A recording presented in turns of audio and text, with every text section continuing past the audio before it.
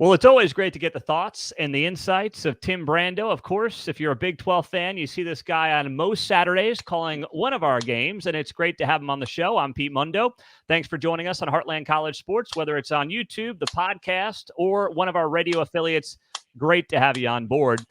Tim, let's just start off with this offseason, which has been dominated by expansion talk, Big 12 rumors, who's coming, who's leaving the Pac-12. How would you assess what we've heard for what's going on, like 3-4 months now of expansion chatter?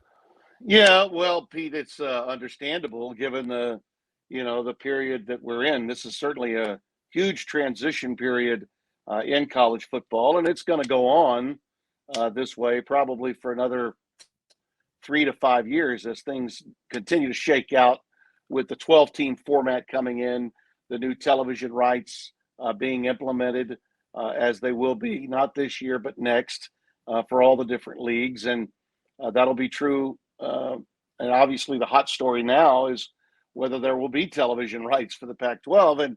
And that's put us in a little bit of a hold pattern with regard to realignment.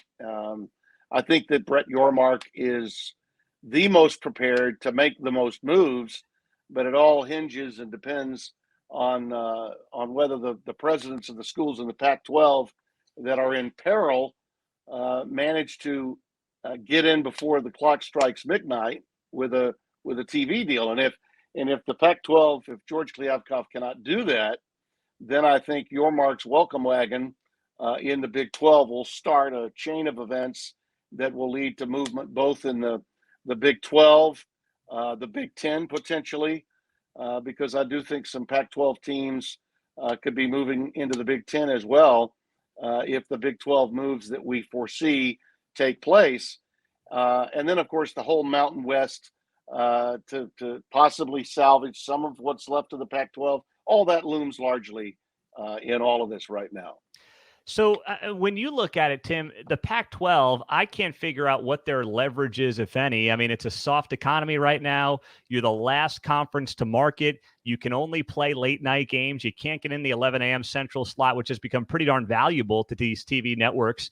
So, what is, if you're Kliavkoff, what is the leverage there, if any? And what kind of cat and mouse game do you think he's ultimately playing with, whether it's ESPN, Fox, Apple TV, some of the other folks we've heard talked about? Well, he has more leverage than maybe you think, Pete, even though the economy is soft, no doubt about it. The landscape is soft.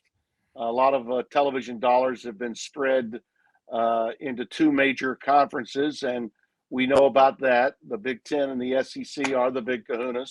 But the Big 12 also landed itself, I think, as good a deal as you could have possibly hoped for, to think that its member institutions are going to get more money without Oklahoma and Texas being members of the conference than they did when they had them.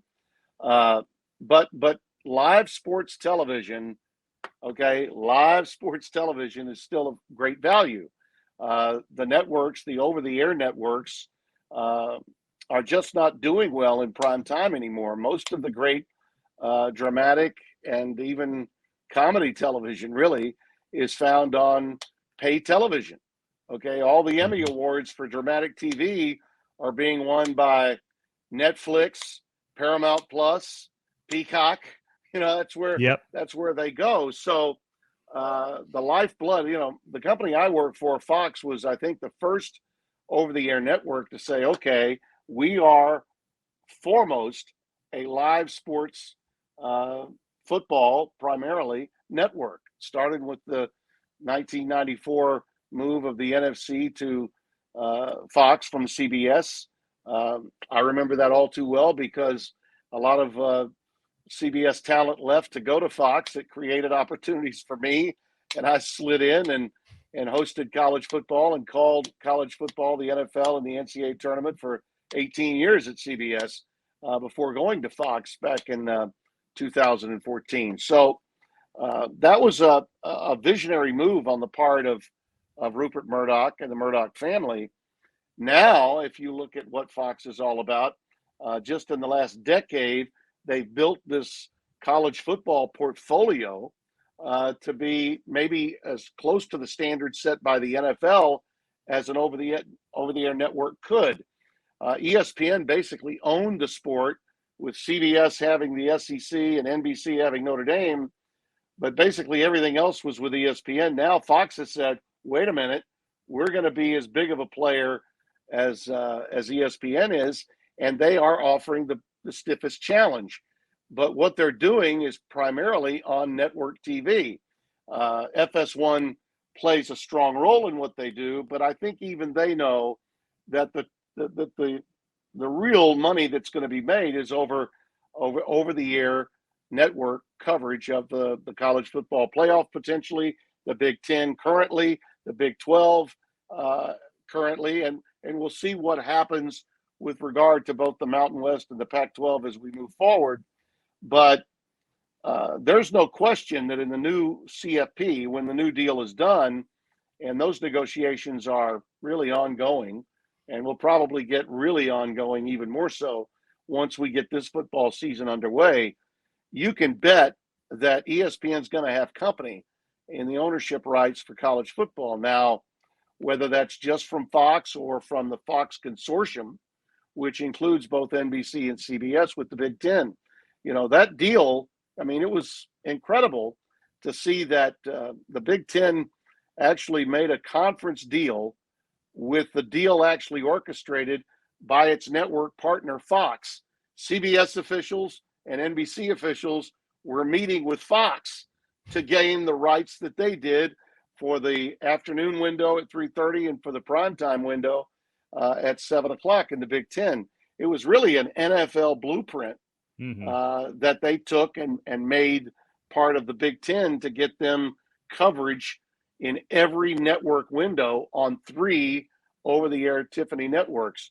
Pretty unique when you consider that the SEC is bought and paid for solely now by ESPN, ABC, Disney, their family of networks. So it's interesting, but there's no doubt that the 12-team playoff will have more than one network partner. And by that, I mean ESPN, without question, will not own it all. And either Fox or Fox and family, so to speak, will have another piece of it. So we'll see. It's interesting times, no doubt about that. Now, interesting times, and one of the guys that's making it interesting to me, Tim Brando, is new Big 12 Commissioner Brett Yormark. You've been around this sport for your entire broadcasting career, as you just noted there. Mm-hmm. How much has Yormark changed some of the conversations around not just the present landscape of college sports, but also where college sports is going in the future, down the road? Well, he's forward thinking. And I think that that's what you have to be if you're a commissioner in college football today. And it's noteworthy, in my opinion, that someone with his background, not someone that had been in athletic administration, got the job. We have now seen, just in the last year, the last 12 months, the Big Ten hire a commissioner that had no background with regard to sports administration, but an entirety of background in television. And in fact, was the guy that wrote up really the blueprint for what was the Bowl Championship Series that was authored by former SEC Commissioner Roy Kramer back in the 90s, that being Tony Petitti. I worked for him for 9 of my 18 years at CBS. And Tony understands television and college football's role in television as much or more than anybody I know. And he gets that job. So then you see Jack Swarbrick, who did have a place at the table as an athletic director for Notre Dame that was the equivalent of a commissioner of the other conferences. So Notre Dame could always know they had a seat at the table. He decides to resign. Who do they replace him with? The former head of NBC Sports, Kurt Bavacqua. So it's television that's driving the future of college football as it relates to the way people are going to be watching it over the next 25 years. And Brett Yormark understands that aspect of the business, and it's why the Big 12 hired him. My bosses, one of them in particular, Eric Shanks, knows Brett Yormark very well from his days at NASCAR. I've not met Brett, but I really respect him, and I look forward to meeting him. I'm sure I will during the course of the upcoming season. But the venture into Mexico, the thought and process that what he's seen Fox perform and do with the USFL season, with access to coaches and players and those kinds of things that he's hinted he wants to toy with regard to the Big 12 in association with Fox. Those are all things I'm sure he and my boss have discussed, or he would not have mentioned it through the course of the offseason. Those are progressive moves, and it's a way to channel additional revenue. You know, finding additional revenue streams is still important to the Big 12 because although they got a great deal from Fox and from ESPN, it doesn't measure up to the same numbers that either the Big 10 or the SEC have, which is understandable. But in order to compete, you need what? More revenue streams. Mm-hmm. So he continues to search for those. And this move into Mexico, I think, is one way of doing it. And there are going to be other ways for those schools to make additional revenue so that they can compete at the highest level of college football. Tim Brando, of course, Fox Sports is joining us here, talking to him through our radio affiliates, of course. Appreciate you guys, YouTube, podcasts as well. Just hit that subscribe button. Tim, you have an interesting angle here because you do Big East basketball, of course, as well. And, you know, there's this chatter about maybe a team like UConn having some interest in the Big 12 and vice versa. Brett Yormark wanting to possibly poach, or should we say take Big 12 basketball and sell it separately to the TV networks from Big 12 football. His thought is that college basketball is undervalued on the open market. Does that make sense from a TV perspective to potentially break out basketball from football and pay for them separately? Well, let me say this, okay? And again, I just mentioned a moment ago who I work for. and we do have a deal with the Big East. And I don't want to speak out of turn because it doesn't fall under my job description. I could give you the old it's above my pay grade cliche line. But the Connecticut thing, the Gonzaga thing, you know, those both came up, you know, with Brett Yormark. Mm-hmm. And it, again, is another example of the forward-thinking nature that Yormark has. I will say this, knowing what I do know about the new Big 12 deal that we have at Fox, in the past deal, we only did football. We didn't get any of the basketball, which is another story for another day, perhaps. The people in charge at Fox chose to pass on it. I wasn't there then, but boy, in my opinion, they should have never passed totally on Big 12 basketball because the Big 12 brand in college basketball is every bit as strong as the Big 10 brand is in football. So it's of great value. And that new deal, as you know, will go into play. And I'll be excited to get back to places like Lawrence, Kansas, into Fort Worth, down to Baylor and Waco to get to call some games. I live in Northwest Louisiana, and it would be nice to get to a game that I didn't have to take 2 airplanes to get to. So I wouldn't mind at all getting back into Big 12 basketball. But again, just to underscore the importance of what Yormark is doing, he's right. College basketball, especially its regular season television, has been to some extent devalued. And it's really not television's fault. It's really college basketball's fault. Having the NCAA tournament when they have it, starting the season when they do in November, and having it cross through the holidays, through college football, and really the NFL now being done in February leaves college basketball's regular season in a lurch. We only have about 2.5 to 3 weeks of regular season, and then all of a sudden it's the NCAA tournament. So it's not college basketball lost a lot of its regular season value because of the way the calendar shapes up.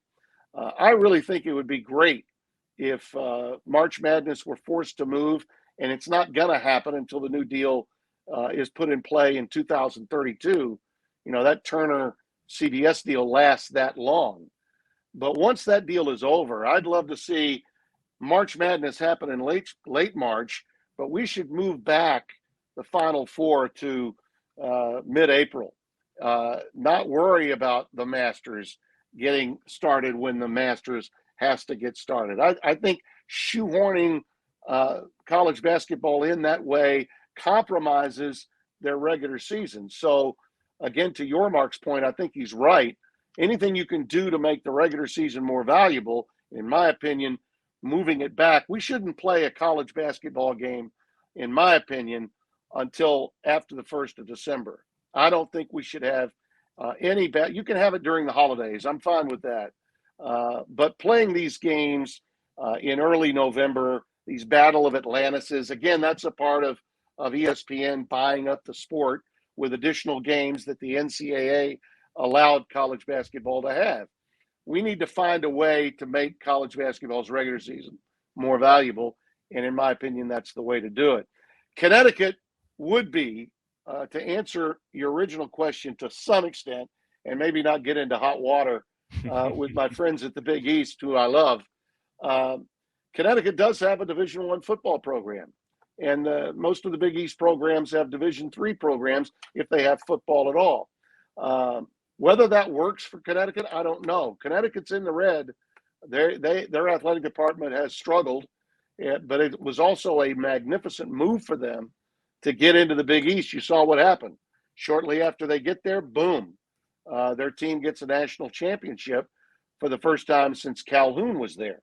So that move, while it was condemned by many because they in effect, threw football under the bus to have to play as an independent, but their football team flourished. They got into a bowl game last year, and of course the Huskies won the national championship.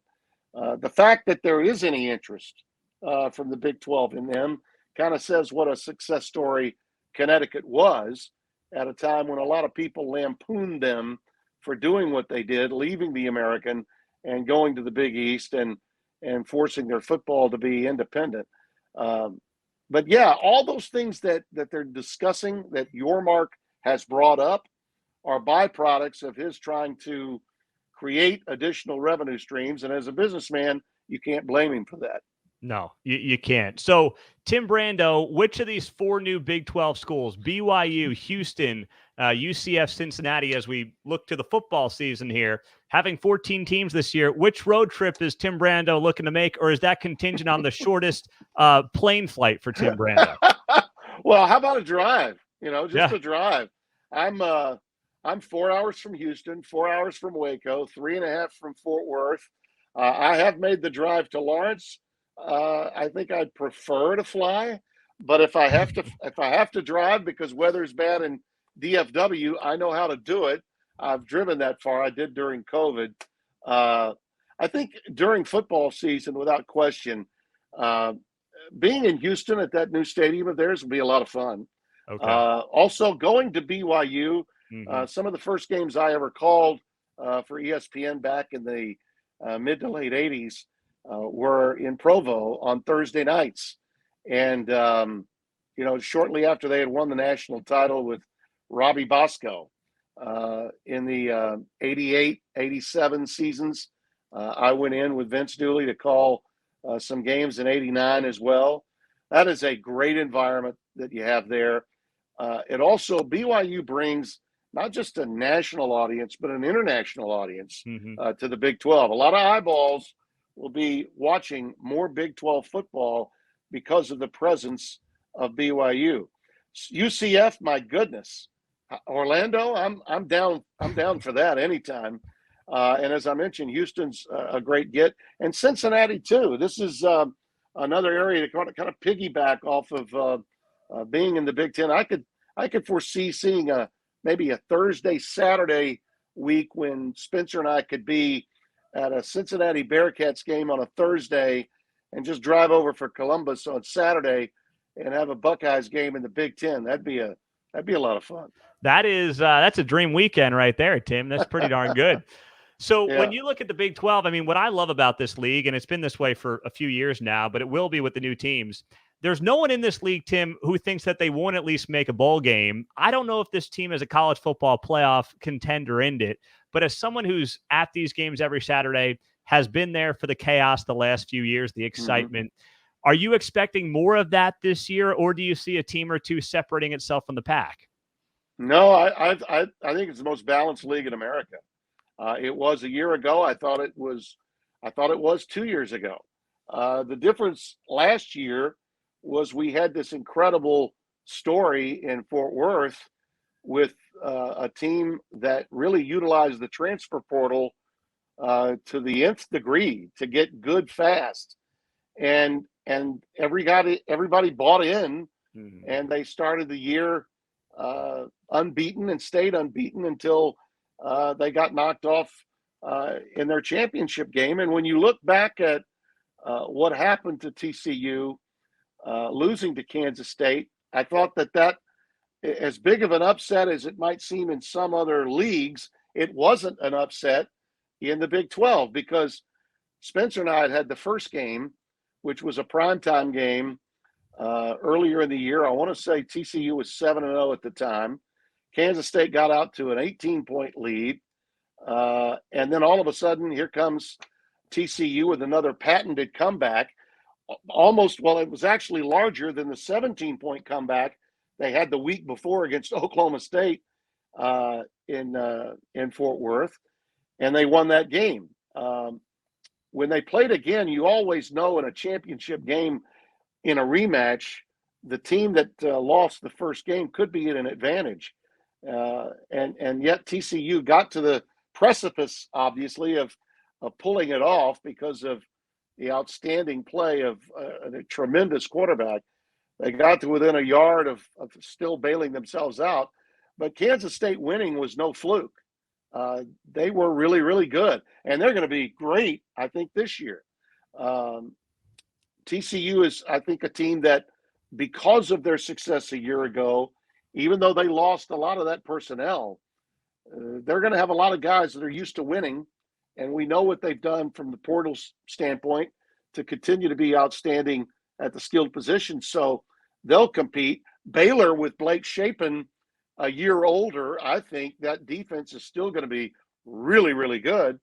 They're going to be very competitive, and Oklahoma State's not going anywhere. So all those teams are really good.